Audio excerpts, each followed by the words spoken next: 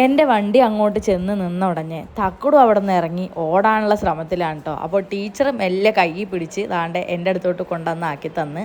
വൈകിട്ട് വരുമ്പോഴേ തക്കുടുവിന് നല്ല വിശപ്പായിരിക്കും കേട്ടോ. പിന്നെ പുറത്തുനിന്നുള്ള ഈ ഫുഡ് മേടിച്ച് കൊടുക്കൽ എനിക്കും മാനസികമായിട്ടുള്ള വിഷമങ്ങളുണ്ട്. പക്ഷേ എന്ത് ചെയ്യും, എന്തെങ്കിലും കൊച്ചിന് കൊടുത്തല്ലേ പറ്റൂ.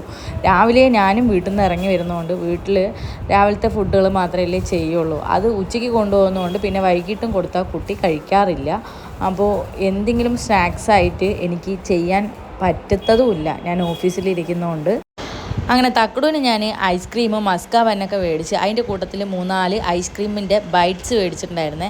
അപ്പോൾ ഡോണറ്റിൻ്റെ കവറ് പൊട്ടിച്ച ഉടനെ വീഡിയോ എടുക്കണമെന്ന് വിചാരിച്ചു. പക്ഷെ അതിനുള്ള ക്ഷമ എനിക്കില്ലാത്തതുകൊണ്ട് ഞാൻ ആദ്യം ഒരു കടി കടിച്ചു. അകത്ത് ഐസ്ക്രീമും പുറത്ത് അതിൻ്റെ ചോക്ലേറ്റിൻ്റെ ഫില്ലിങ്സും ആണ് കേട്ടോ. അപ്പോൾ പറയാൻ വാക്കുള്ള നല്ല സൂപ്പർ ടേസ്റ്റ് ആയിരുന്നു.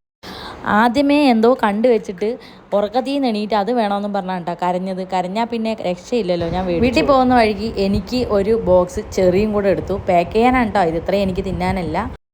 ബോക്സ് വെച്ചതോടെ തക്കുടുവിനെ നിൽക്കാനുള്ള സ്ഥലം പോയി. പിന്നെ ഫ്രണ്ടിൽ കുറച്ച് ഗ്യാപ്പിൽ എങ്ങനെയൊക്കെ തക്കുടുവിനെ ഞാൻ അവിടെ ഇരുത്തി. അങ്ങനെ തക്കുടുവിൻ്റെ ബബിൾസുമായിട്ട് വന്നതാണ് കേട്ടോ. പണ്ട് ഇതുപോലെയുള്ള ബബിൾസൊക്കെ കിട്ടാൻ വേണ്ടി കുറേ ആഗ്രഹിച്ചിട്ടുണ്ട്. കിട്ടാത്തതുകൊണ്ട് നമ്മൾ സോപ്പ് വെള്ളമൊക്കെ കലക്കിയിട്ട് അങ്ങ് ഊതി പറപ്പിക്കും. മക്കൾ നേരത്തെ വരും ഞാൻ വരുന്നതിന് മുമ്പേ. അപ്പോൾ അവർക്ക് എന്തെങ്കിലുമൊക്കെ കഴിക്കണമല്ലോ. അപ്പോൾ ഞാൻ ഏത്തയ്ക്കോ ബ്രെഡും ജാമോ അങ്ങനെ എന്തെങ്കിലും ഇവിടെ മേടിച്ച് സൂക്ഷിക്കും കേട്ടോ.